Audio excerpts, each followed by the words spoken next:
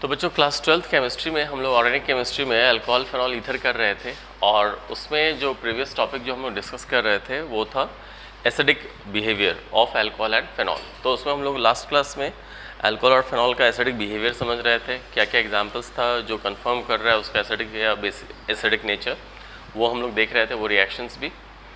और 1 to 3 degree alcohol इसमें क्या ऑर्डर होगा एसिडिटी का वो भी देख रहे थे। ठीक है, आज हम लोग जरा सा एसिडिक नेचर ऑफ फेनॉल पे थोड़ा बात करेंगे।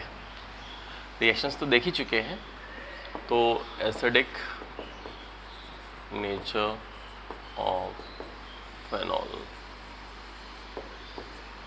ठीक है। तो देखिए फेनॉल जैसे एसिडिक नेचर है, इसका मतलब हम लोग पढ़े हैं क्या कि जैसे ये फेनॉल है तो H+ देगा, H+ देगा तो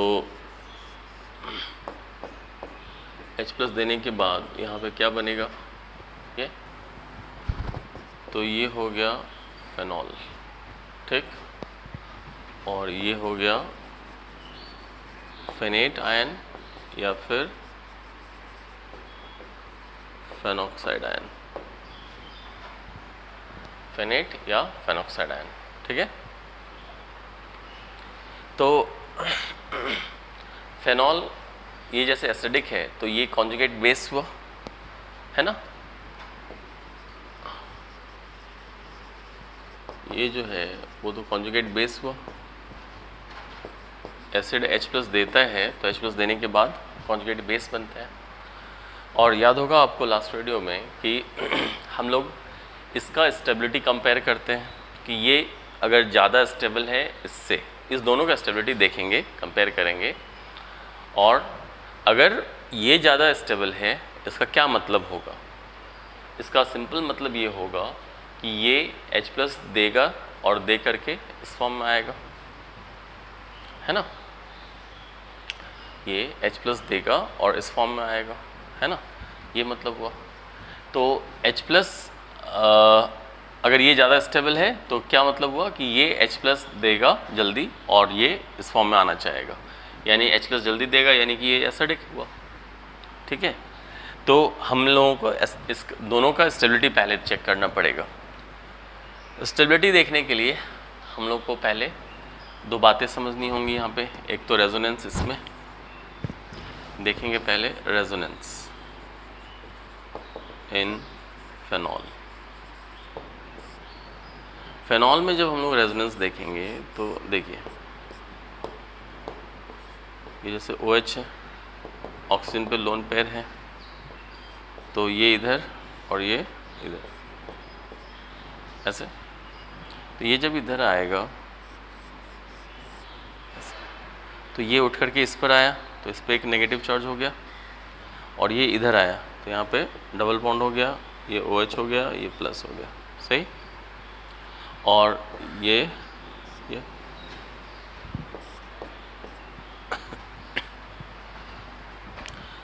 फिर ये इधर आएगा तो ये इधर जाएगा,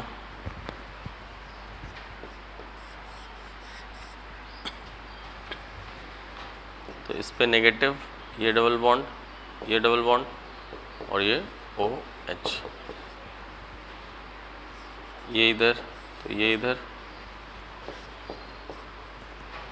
ठीक है। तो इस केस में क्या होगा, ये उठ के इस पर, तो इस पर नेगेटिव, ये डबल बॉन्ड, ये डबल बॉन्ड, ये ऐसे, ये होगा, ठीक है। फिर ये इधर तो ये इधर, है ना। तो इस केस में फिर क्या होगा,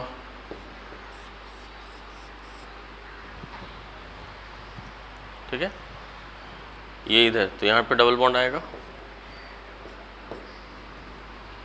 और ये इधर तो इस पर सिंगल बॉन्ड आएगा, और ये जब इधर जाएगा तो प्लस माइनस कैंसिल हो जाएगा,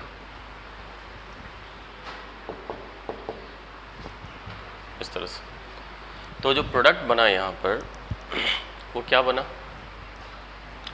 ये आप जो देख रहे हैं ये फेनॉल में रेजोनेंस है, पहले भी हम लोग देख चुके हैं। तो इस फेनॉल में रेजोनेंस जो हो रहा है, तो रेजोनेटिंग स्ट्रक्चर्स 5 हैं, ठीक, और यहाँ पे कोई चार्ज नहीं है इस पर। लेकिन जब ये प्लस आर इफेक्ट हो रहा है तो क्या देख रहे हैं कि चार्ज डेवलप कर जा रहा है मॉलिक्यूल पे। टोटल चार्ज तो इसमें भी 0 है और यहाँ भी टोटल चार्ज 0 होगा, एक प्लस है और एक माइनस है, तो टोटल चार्ज 0 है, और यहाँ पे भी 0 है चार्ज। तो टोटल चार्ज तो सेम है, सब में सेम रहता ही है रेजोनेटिंग स्ट्रक्चर्स जब लिखते हैं तो, मगर यहाँ पे कोई चार्ज नहीं था और ये चीज़ चार्ज में बट गया, इसको बोलते हैं चार्ज सेपरेशन। चार्ज सेपरेशन हुआ। और दूसरी बात ये कि ऑक्सीजन जो है वो एक इलेक्ट्रोनेगेटिव एटम है, ऑक्सीजन, है ना। और एक इलेक्ट्रोनेगेटिव एटम जो ऑक्सीजन है उसका टेंडेंसी होता है नेगेटिव चार्ज को एक्वायर करना, ये उसका टेंडेंसी होता है कि उस पर नेगेटिव चार्ज आ जाए। मगर ऑक्सीजन जो यहाँ इलेक्ट्रोनेगेटिव है उस पर क्या आ रहा है, पॉजिटिव चार्ज आ रहा है, ठीक है, उस पर पॉजिटिव चार्ज आ रहा है ना। तो ये जो पॉजिटिव चार्ज आ रहा है ये इसको थोड़ा सा डीस्टेबलाइज करता है, क्योंकि इलेक्ट्रोनेगेटिव एटम का टेंडेंसी होता है नेगेटिव चार्ज एक्वायर करना, और यहाँ पे क्या देख रहे हैं कि पॉजिटिव चार्ज आ जा रहा है, जिसके चलते फेनॉल जो है उसका स्टेबिलिटी थोड़ा कम हो जाएगा, है ना। फेनॉल का स्टेबिलिटी थोड़ा कम होगा, ठीक है। अब फेनेटायन में भी हम लोग रेजोनेंस जरा सा देख लें। फेनेटायन में तो ये आप समझ गए, इसको मुझे मिटाना पड़ेगा। तो फेनॉल में पॉजिटिव रेजोनेंस इफेक्ट हो रहा है ये, और चार्ज सेपरेशन हो रहा है, और उसके चलते ऑक्सीजन पे जो कि इलेक्ट्रोनेगेटिव एटम है उस पर पॉजिटिव चार्ज आ जा रहा है, जिसके चलते फेनॉल थोड़ा सा स्टेबिलिटी उसका कम हो जा रहा है फेनॉल का, ठीक। अब हम लोग फेनेटायन यानी इसमें रेजोनेंस देखेंगे, ठीक है। तो जब हम लोग उसमें रेजोनेंस देखेंगे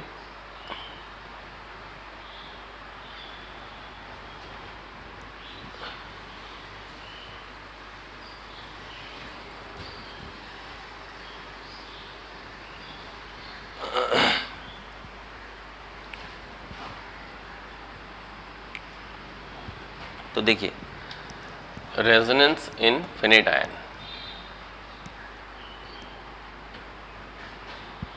रेजोनेंस इन फेनेटायन या फेनॉक्साइड आयन भी कहते हैं। तो यहाँ पे जो फेनेटायन ले लेंगे तो क्या होगा, इसको ऐसे समझ लें, ये नेगेटिव चार्ज इधर आएगा तो ये इधर चला जाएगा। तो जब ये इधर आएगा, यहाँ पे मैं हटा देता हूँ इसको, ये जब इधर आएगा तो ये इधर आएगा, यहाँ पे ये डबल बॉन्ड, और ये उठ के इस पे गया नेगेटिव चार्ज। फिर ये इधर जस्ट उसी की तरह, फिर ये इधर, ठीक है, यहाँ तक। और जब फिर ये इधर आया तो रिपल्सन से ये उठ के इधर जाएगा, तो यहाँ सिंगल बॉन्ड हो जाएगा, और ये जो इस पे गया तो इस पे नेगेटिव चार्ज आ जाएगा, है ना, और इस पे डबल बॉन्ड। तो ये फेनेटायन में रेजोनेंस हो गया। तो पीछे जो अभी हम लोग देखे थे फेनॉल का, तो यहाँ पे वैसा नहीं है। यहाँ पे देखिए कि नंबर ऑफ रेजोनेटिंग स्ट्रक्चर्स तो सेम है, इसमें भी 5, वहाँ भी 5 था, यहाँ भी 5 है। वहाँ पे फेनॉल पे कोई चार्ज नहीं था, और जब रेजोनेंस हुआ तो वो चार्ज में डिवाइड हो गया, चार्ज सेपरेशन हो गया उसका, और ऑक्सीजन पे पॉजिटिव चार्ज आया था। यहाँ पे क्या है कि इस पे नेगेटिव चार्ज है और सभी मॉलिक्यूल पे एक एक नेगेटिव चार्ज है। तो यहाँ पे ऐसा नहीं है कि ये चार्ज में अब बट रहा है, पहले से ही इस पे चार्ज है, तो चार्ज सेपरेशन नहीं हो रहा है, पहली बात। और दूसरी बात ये कि ऑक्सीजन जो है वो खुद एक इलेक्ट्रोनेगेटिव एटम है, ठीक है। ऑक्सीजन जो है वो तो खुद एक इलेक्ट्रोनेगेटिव एटम है, तो उस पर क्या टेंडेंसी होगा, उसका नेगेटिव चार्ज एक्वायर करना, ये उसका टेंडेंसी होगा। तो नेगेटिव चार्ज ऑलरेडी इस पर है, यहाँ पे नेगेटिव नहीं है, और फिर देख रहे हैं फिर बाद में जो आया तो नेगेटिव ही आया। तो कहने का मतलब कि इलेक्ट्रोनेगेटिव एटम जो है वो अगर पॉजिटिव चार्ज एक्वायर करता है तो वो डिस्टेबलाइज होता है, यानी लेस स्टेबल हो जाता है। और यहाँ पर ऑक्सीजन जो है वो कहीं पे भी पॉजिटिव चार्ज एक्वायर नहीं कर रहा है, ठीक है, नहीं कर रहा है पॉजिटिव चार्ज एक्वायर। तो इसलिए फेनेट आयन इससे ज़्यादा स्टेबल होगा, ये वाला है ना, phenate ion is more stable than this. एक तो ये बात हो गई। यहाँ पे क्या देख रहे हैं कि जो नेगेटिव चार्ज यहाँ पर है वो यहाँ आ गया, यहाँ से वो यहाँ आ गया, यहाँ से यहाँ आ गया, फिर यहाँ से यहाँ चला गया।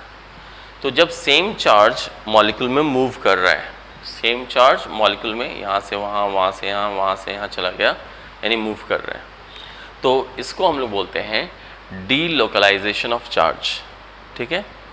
तो चार्ज अगर एक जगह पे फिक्स्ड रहता है तो उसको वो जो है वो उसको डीस्टेबलाइज करता है, यानी स्टेबिलिटी घटाता है, कम करता है। लेकिन अगर चार्ज जो है वो मूव कर रहा है मॉलिक्यूल में, लगातार मूव करता रहता है, यानी डीलोकलाइजेशन हो रहा है, तो उस केस में क्या होगा कि वो स्टेबिलिटी उसका ज़्यादा हो जाएगा, बढ़ जाएगा, ये है ना।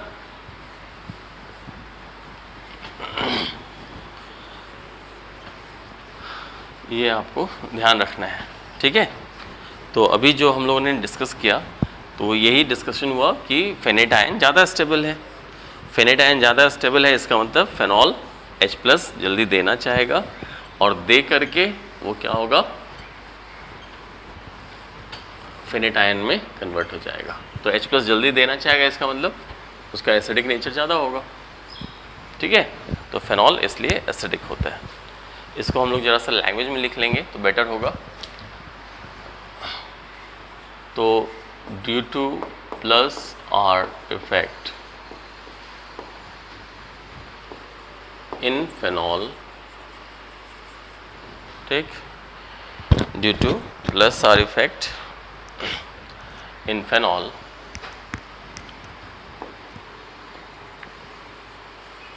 charge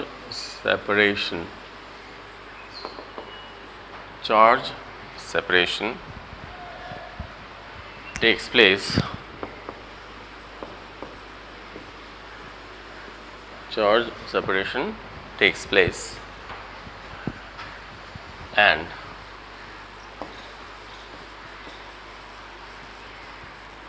electronegative oxygen atom acquires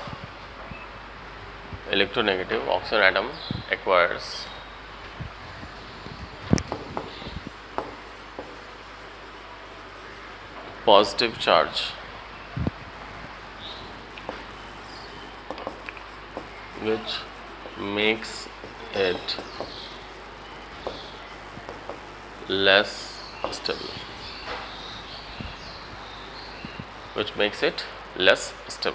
ठीक है।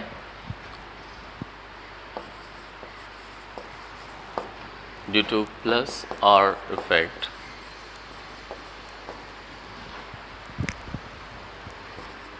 इन फेनेट या फिर फेनॉक्साइड आयन, ठीक है, due to +R effect in phenate या phenoxide ion,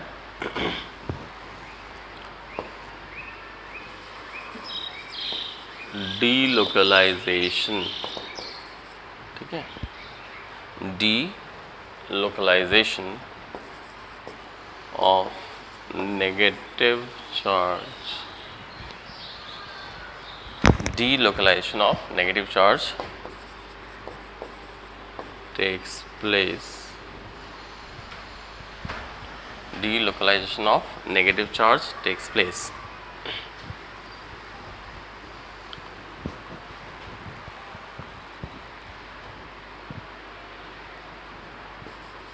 And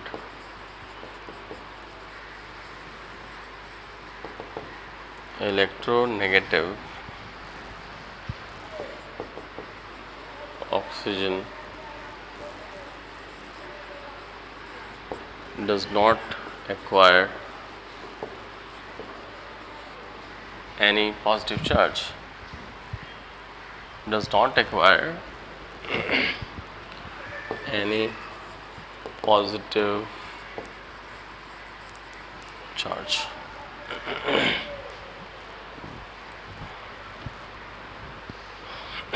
Does not acquire any positive charge. So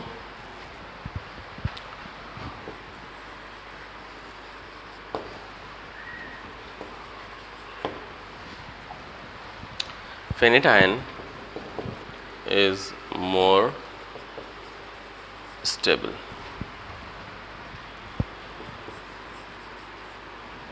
So phenydiene is more stable than the phenol, है ना. phenydiene ज़्यादा स्टेबल होगा फेनॉल से. Hence phenol is acidic. ठीक है. और इस तरह से फेनॉल जो है वो एसिडिक होते हैं, है ना. तो ये हम लोग समझ चुके हैं यहाँ पे कि फेनॉल एसिडिक क्यों होता है. वो हम लोग आसानी से रेजोनेंस के कॉन्सेप्ट को यूज़ करके बता सकते हैं. ठीक है.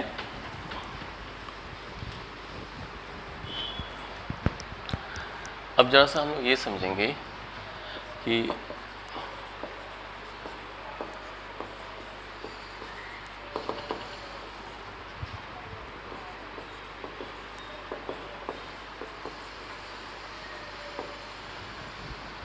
factors affecting acidic strength of phenols. यानी कि फेनॉल में क्या लगा रहेगा कि उसका एसिडिक स्ट्रेंथ बढ़ जाए या घट जाए. यानी कि फेनॉल के साथ जो भी चीज़ लगा हुआ रहता है उसका एसिडिक स्ट्रेंथ पे क्या असर पड़ता है. ठीक है. तो जैसे एक है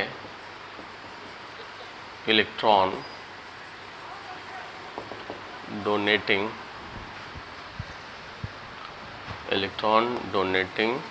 ग्रुप्स. ठीक है. तो इलेक्ट्रॉन डोनेटिंग ग्रुप्स ऐसे लिखते हैं हम लोग शॉर्ट में. जैसे क्या क्या होता है, जैसे कोई एल्काइल ग्रुप, मिथाइल, इथाइल, ये सब. एल्कॉक्सी ग्रुप, मिथॉक्सी, इथॉक्सी, ये सब. ठीक है.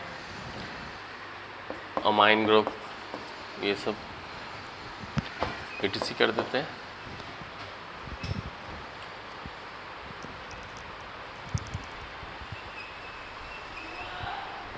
है ना. तो जैसे इलेक्ट्रॉन डोनेटिंग ग्रुप्स, जैसे कि एल्काइल ग्रुप हुआ, एल्कॉक्सी ग्रुप हुआ, अमाइन ग्रुप हुआ. ठीक है. ये सब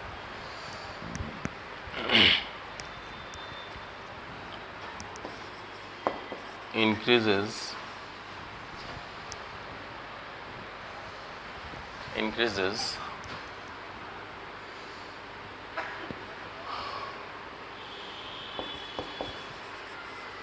electron density of finite ion, increases electron density of finite ion and stability of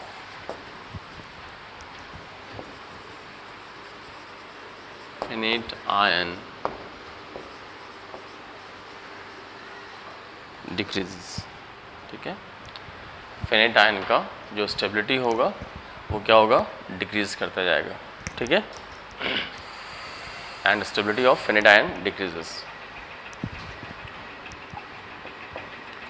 और हम लोग क्या पढ़े कि finite ion का स्टेबिलिटी जितना कम होगा फेनॉल का एसिडिक नेचर भी कम हो जाएगा. So acidic nature of phenol. So acidic nature of phenol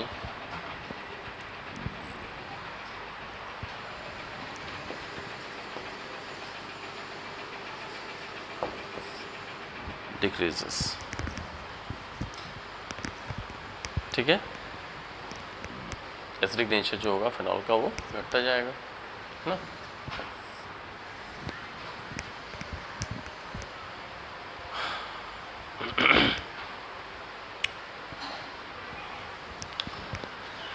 तो ये तो बात हो गई। अब इसमें आइए, अब जैसे कि ये चीज़ जो हम लोग समझे अभी, है ना, देखिए जैसे कि कहने का ये मतलब हुआ कि जैसे फिनॉल है ये, और एक मैं ये ले लेता हूँ फिनॉल और यहाँ पे CH3। तो CH3 यानी कि एल्काइल ग्रुप, ठीक है, एल्काइल मिथाइल। ठीक, तो मिथाइल ग्रुप क्या है, इलेक्ट्रॉन डोनेटिंग ग्रुप है। तो अब जैसे कि हम लोग इसकी बात करेंगे, तो फिनॉल वाले केस में जैसे ये फिनॉल, अगर हम दोनों का एसिडिक नेचर कंपेयर कर रहे हैं, फिनॉल जब H+ देगा तो देने के बाद क्या बनाएगा, फेनेट आयन बनाएगा, है ना। और ये जो है मिथाइल फिनॉल, चलिए हम लोग इसको ऐसे लिख देते हैं OH CH3, जब ये H+ देगा तो H+ देने के बाद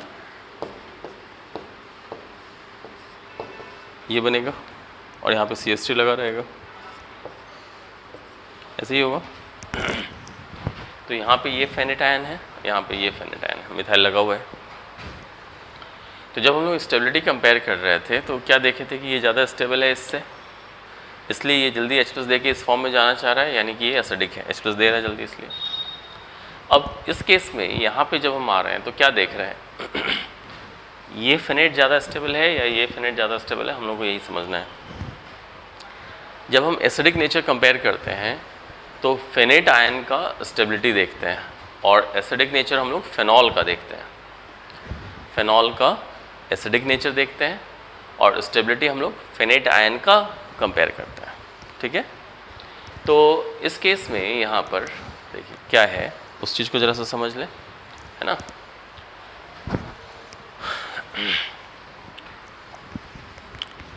ये जो फेनेट आयन है, अब ये मिथाइल ग्रुप है इलेक्ट्रॉन डोनेटिंग, तो ये तो इलेक्ट्रॉन देगा ना, इसको दे रहा है क्योंकि इलेक्ट्रॉन डोनेटिंग ग्रुप है, प्लस आई इफेक्ट। तो रेजोनेंस के चलते जब नेगेटिव चार्ज इस पर आएगा, हम लोग पढ़े भी कि ऑर्थो पारा पे आता है, तो ये नेगेटिव चार्ज इस पर आएगा और इधर से इलेक्ट्रॉन आ भी रहा है, तो सेम चार्ज यानी नेगेटिव चार्ज का डेंसिटी जो है वो तो बढ़ जाएगा। या हम ये बोलें कि मिथाइल ग्रुप जो है वो इलेक्ट्रॉन डेंसिटी को बढ़ा रहा है इस पर। तो मिथाइल ग्रुप अगर इलेक्ट्रॉन डेंसिटी बढ़ा रहा है, इसका मतलब रिपल्शन इस पर बढ़ रहा है, इसका रिपल्शन बढ़ रहा है यानी कि स्टेबिलिटी कम हो रहा है। तो हम इसको और इसको अगर कंपेयर करेंगे तो ये ज़्यादा स्टेबल है और ये कम स्टेबल है। ठीक है, ये ज़्यादा स्टेबल है और ये कम स्टेबल है, इस तरह से, है ना। तो ये ज़्यादा स्टेबल है का क्या मतलब हुआ, इसका मतलब ये हुआ कि ये ज़्यादा एसिडिक है, ये कम स्टेबल है इससे। इसका मतलब यहाँ पे इसका जो इस फॉर्म में जाने का टेंडेंसी है वो थोड़ा कम होगा इसके कंपैरिजन में, है ना। इस फॉर्म में जाने का कम टेंडेंसी, इसका मतलब H+ लूज़ करने का टेंडेंसी कम है, इसका मतलब एसिडिक नेचर थोड़ा कम है। ठीक है, इसका मतलब यही हुआ ना कि एसिडिक नेचर थोड़ा कम है। ठीक है, तो हम लोग क्या समझ पाए कि इलेक्ट्रॉन डोनेटिंग ग्रुप रहने से एसिडिक नेचर फिनॉल का घट जाता है, कम हो जाता है। अब ऐसे ऐसे जो ग्रुप्स हैं इलेक्ट्रॉन डोनेटिंग ग्रुप्स, अगर ये आपको और ज़्यादा हो जाए नंबर में, ठीक है, और ज़्यादा नंबर हो जाए उसका अगर, तो क्या होगा, और इलेक्ट्रॉन डेंसिटी बढ़ जाएगा, तो स्टेबिलिटी और घट जाएगा फेनेट आयन का, और इसलिए जो कॉरस्पॉन्डिंग फेनॉल होगा उसका एसिडिक नेचर कम हो जाएगा। यानी ऐसे ऐसे ग्रुप्स जितने ज़्यादा लगे होंगे बेंजीन पे, कॉरस्पॉन्डिंग फेनॉल का एसिडिक नेचर और घटता चला जाएगा। ठीक है, ये हम लोग को ध्यान रखना है।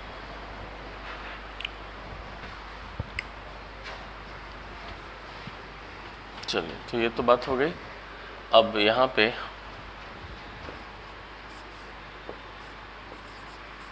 more the number of electron donating groups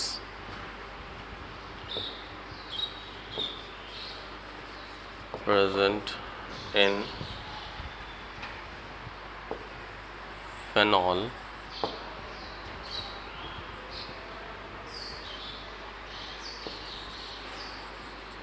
lesser is the stability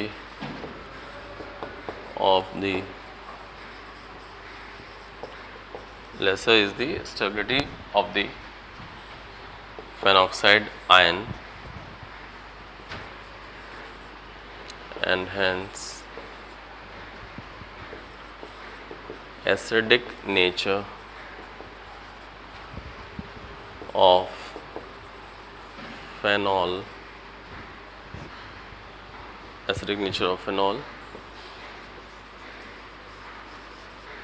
decreases। ठीक है, फेनॉल का एसिडिक नेचर क्या हो जाएगा, कम हो जाएगा। ठीक है, इस तरह से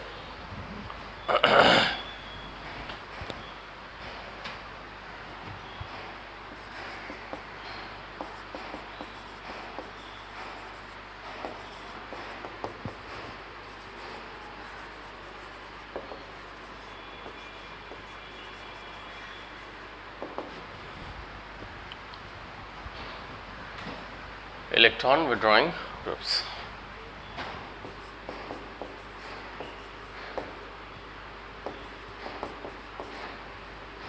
जैसे इलेक्ट्रॉन विड्रॉइंग ग्रुप्स में जैसे NO2 ग्रुप आता है ना,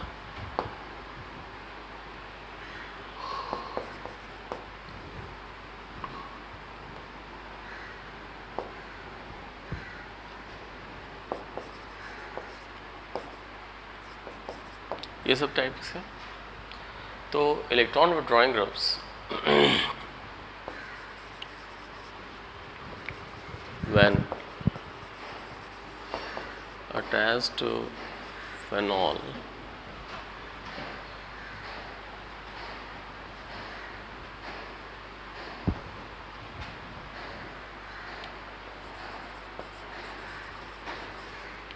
decreases electron density, decreases electron density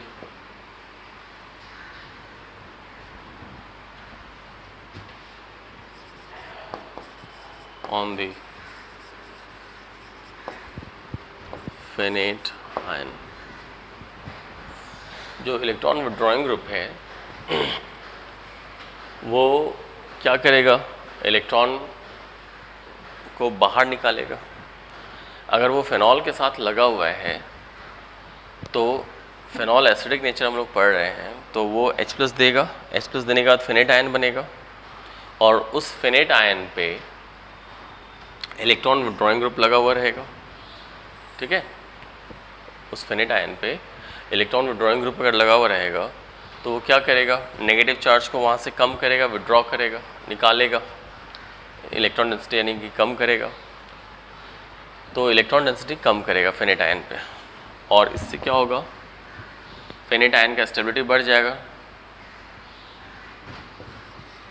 and increases the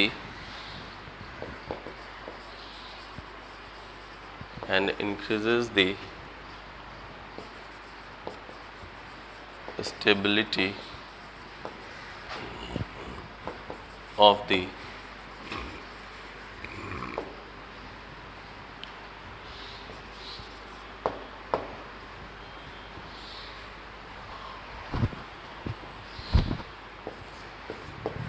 तो फेनेट आयन का स्टेबिलिटी बढ़ गया। सो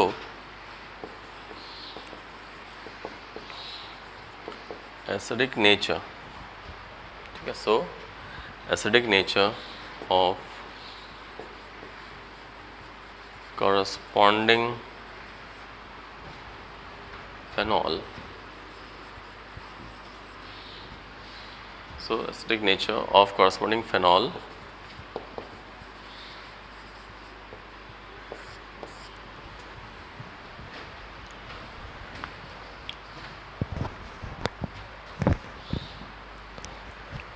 ठीक है। इस तरह से एसिडिक नेचर जो है वो फेनॉल का क्या हम लोग देख पा रहे हैं, एसिडिक नेचर जो है वो फेनॉल का वो बढ़ रहा है, ठीक है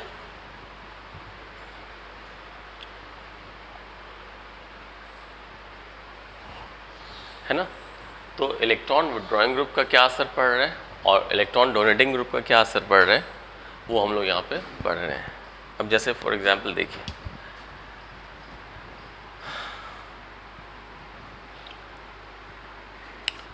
जैसे फेनॉल है, अभी हम लोग क्या पढ़े, H+ देगा और देने के बाद वो बनाया फेनेट आयन, फेनेट या फेनॉक्साइड आयन, ठीक। तो अब अगर फेनॉल में कोई एक इलेक्ट्रॉन विड्रॉइंग ग्रुप लग जाए, जैसे ये फेनॉल है, अब ये हो गया नाइट्रोफेनॉल, NO2 ग्रुप लग गया। NO2 ग्रुप एक इलेक्ट्रॉन विड्रॉइंग ग्रुप है, ठीक है। तो ये जब H+ देगा तो H+ देने के बाद क्या बनेगा, फेनेट आयन बनेगा और इसमें ये इलेक्ट्रॉन विड्रॉइंग ग्रुप लगा हुआ है, ये नाइट्रो ग्रुप दिखा दिए, है ना। ऐसा उसका बॉन्डिंग पैटर्न होता है। तो अब जब ये फेनेट आयन बना तो इसमें तो प्लस आर इफेक्ट है ही, पढ़ चुके हैं ऑलरेडी।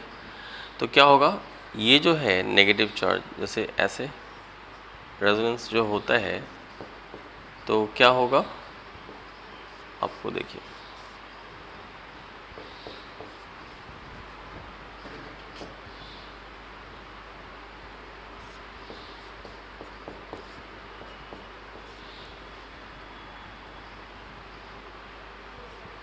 ये हुआ। तो यहाँ पे कॉन्जुगेशन में है ये, तो ये इधर, ये इधर,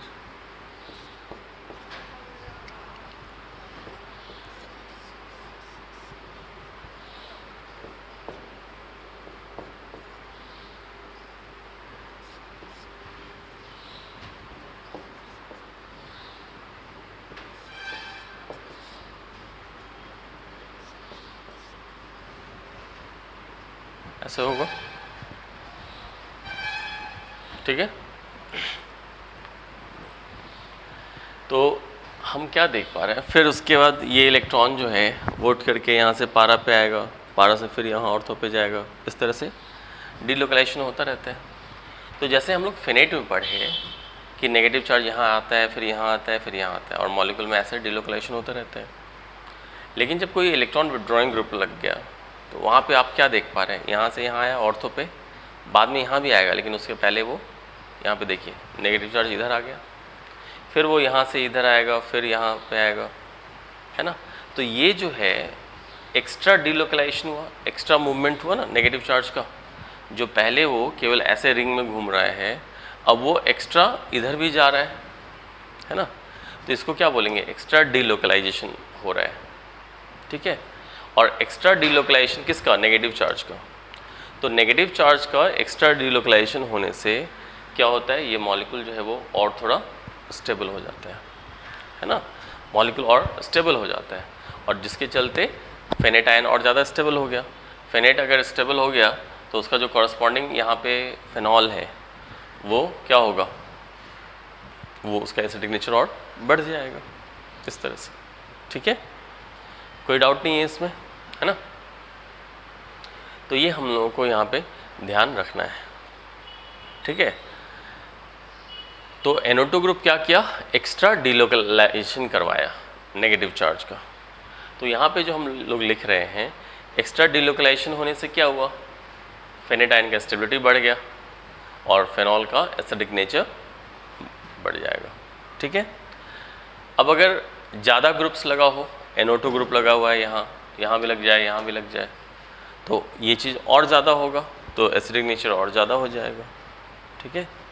एक चीज़ और हम लोग क्या ध्यान रखेंगे कि अगर NO2 ग्रुप या कोई और दूसरा भी इलेक्ट्रॉन जो विड्रॉइंग ग्रुप है, वो अगर कोई दूसरा भी इलेक्ट्रॉन विड्रॉइंग ग्रुप इस पे लगा हुआ हो, ठीक है,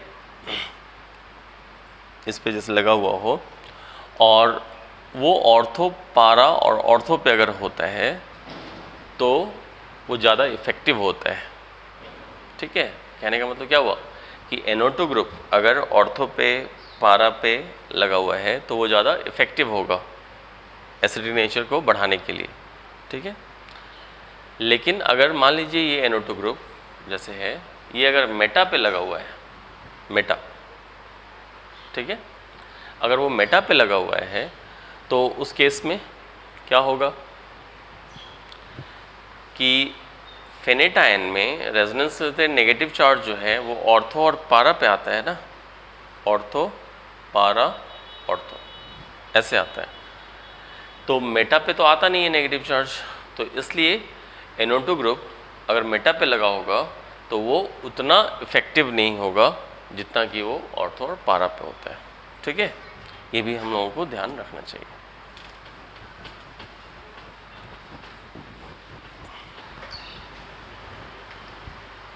तो यहाँ पे हम लोग कह सकते हैं electron withdrawing groups like NO2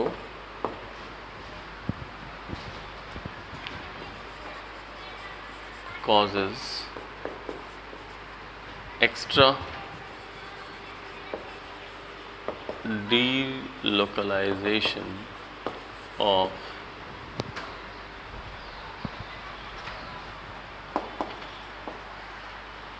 negative charge, है ना, causes extra delocalization of negative charge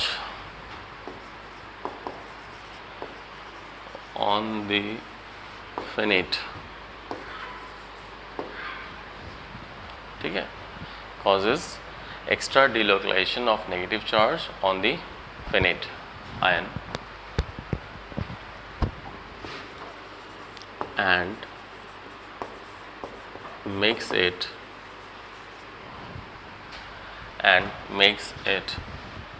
more stable। ठीक है। और उसको वो ज़्यादा स्टेबल करता है, and makes it more stable।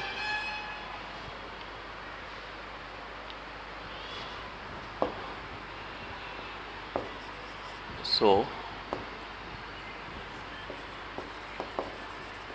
acidic nature of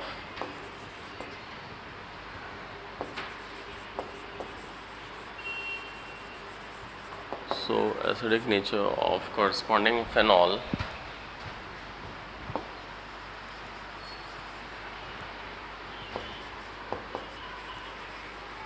increases। ठीक है।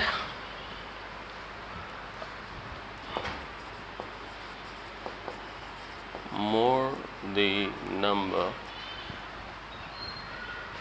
of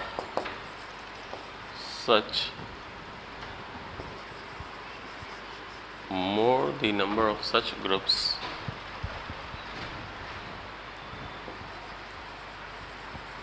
bonded to more the number of such groups bonded to phenol, more is the acidic nature of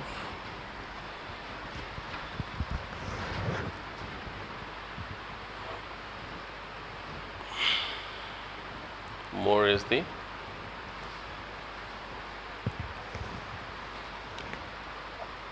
acidic nature of phenol. ठीक है, ये तो बातें हो गई। एक और हम लोगों को क्या ध्यान में रखना है यहाँ पे पॉइंट, अभी मैं बताया भी था,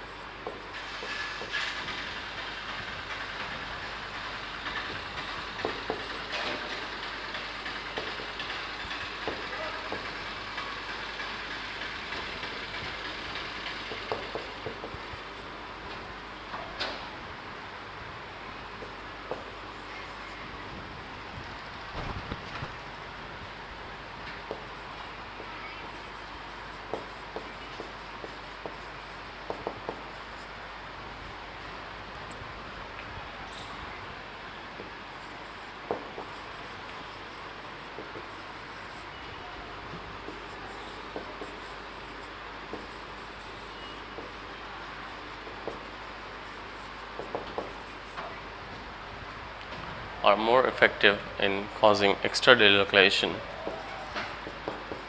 of negative charge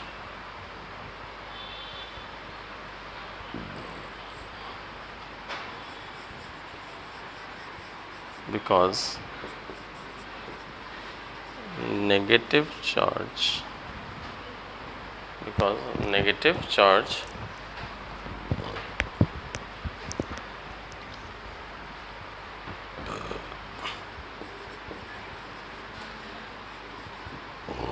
appears at ortho and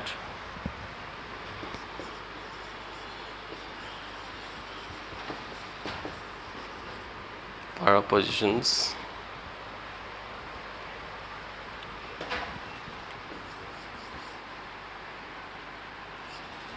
due to Pulsar effect। ठीक है, तो प्लसर इफेक्ट फेनॉल में जो होता है उसके चलते हम लोग क्या देखते हैं, या यहाँ पे फेनेटायन कर दें बेटर होगा। फेनेटायन में जो प्लसर इफेक्ट होता है उसके चलते नेगेटिव चार्ज अपीयर होता है ऑर्थो और पारा पे, है ना, ऑर्थो और पारा पे।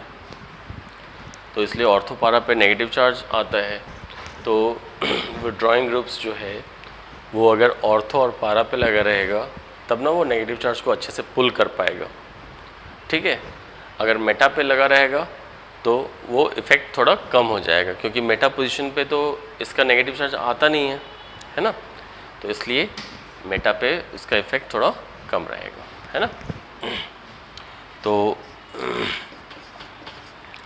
NO2 या फिर और other electron withdrawing groups at meta position are not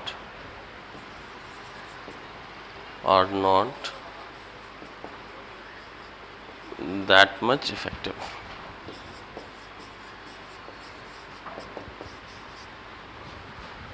वो सब जो है वो उतना ज़्यादा इफ़ेक्टिव नहीं होता है। तो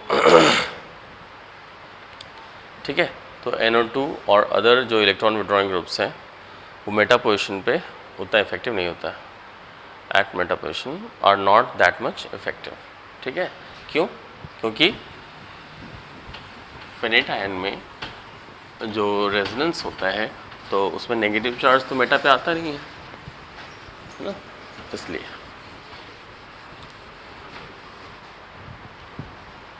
तो NO2 और other electron withdrawing groups at meta position are not that much effective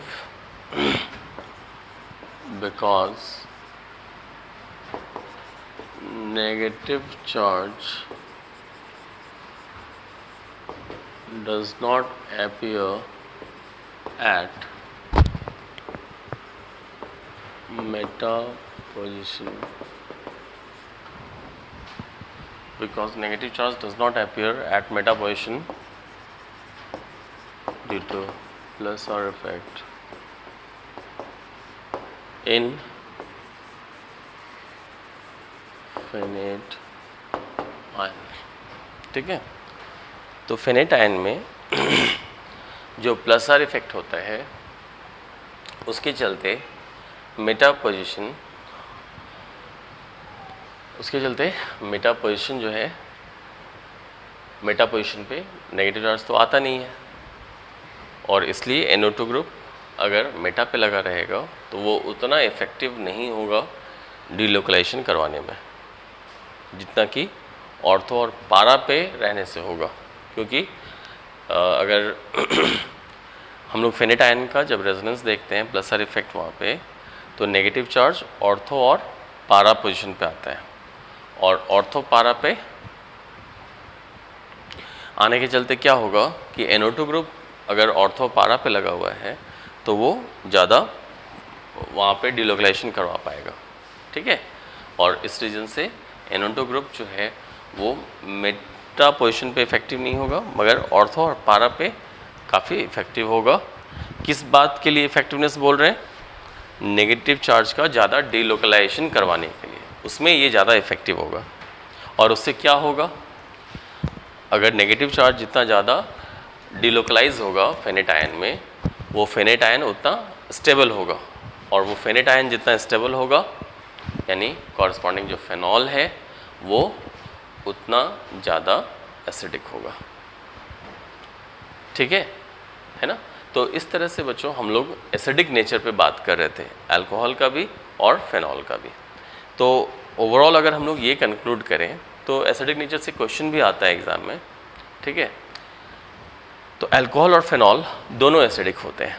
ठीक है, और अल्कोहल में हम लोग लास्ट क्लास में देख चुके थे कि कैसे वेरी करता है, और आज हम लोग फेनॉल में देख रहे थे। तो मेनली रेजोनेंस इन्वॉल्व होता है फेनॉल के एसिडिक नेचर में, और ध्यान रखना है कभी कभी जैसे डिफरेंट कंपाउंड्स दिया रहता है फेनॉल का ही, जैसे फेनॉल में कोई फेनॉल रहेगा, किसी पे 2 NO2 रहेगा, किसी पे NH2 रहेगा, किसी पे 2 मिथाइल रहेगा, इस तरह से। तो डिफरेंट कंपाउंड्स दिया रहता है और उसको हम लोगों को अरेंज करना होता है इंक्रीजिंग या decreasing order of acidic strength में। तो आपको फिर वहाँ पे फैक्टर्स ध्यान रखना होगा कि कौन सा फैक्टर क्या करता है, इलेक्ट्रॉन डोनेटिंग ग्रुप का क्या असर पड़ता है, इलेक्ट्रॉन विड्रॉइंग ग्रुप का क्या असर पड़ता है, ये सारी बातों को आपको समझना होगा। और वो मैंने ऑलरेडी समझाया है यहाँ पे, और मैंने सारा चीज़ लिखवा भी दिया है, तो आप उसको पढ़ेंगे, उसको समझेंगे ध्यान से, और ये सारा हो जाएगा।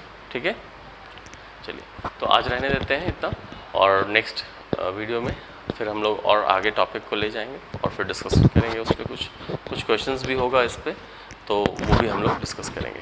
Thank you.